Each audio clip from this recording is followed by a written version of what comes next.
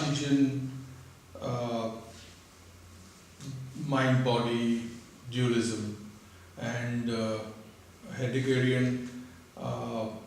Is there any particular term? I mean, for example, we call it Cartesian dualism.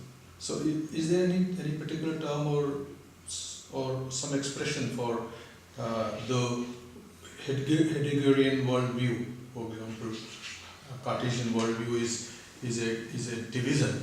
Okay, so you are separate from the world, and so the relationship between you and world is in two parts. There is a separation, but as you said in Heidegger, it is not separation. Rather, it is being one, or being part of it, or being that you are the world and the world is you, something like that. See, Heidegger is a philosopher who devoted himself to the question of being in itself. So what does it mean to be? It's not merely the being of different entities, but the question of being itself. What does it mean to be? So that project is called fundamental ontology. And Heidegger actually moved away from fundamental ontology towards the end of his career. And to literary critics and to students of literature, it should be of interest to know that he devoted a lot of attention to literature, language, rather than, in a sense, you can say that Heidegger gave up the project of fundamental ontology. But the major point is that you are conditioned towards the world in a certain way because of your interests, because of the way you have been brought up.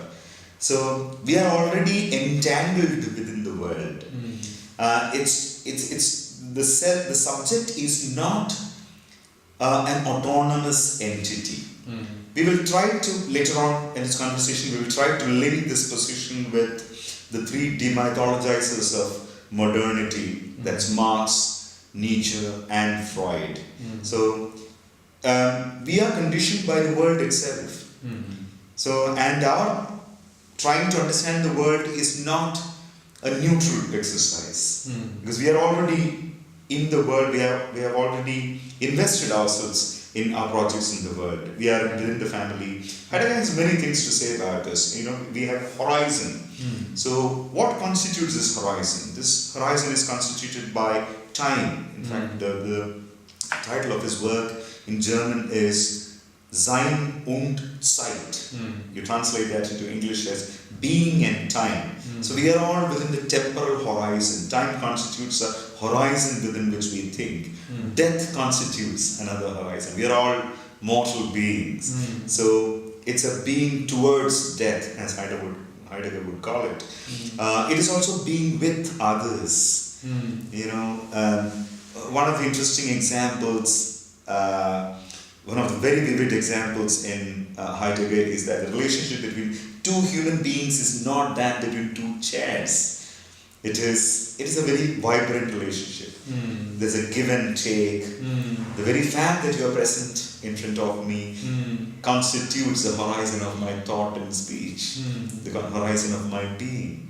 So we are not detached entities. We are not like two chairs. We are not individuals who are separate from each other. We constitute each other. I constitute your horizon, you constitute my horizon. So everything around us, we are within a loop. So that constitutes our thought.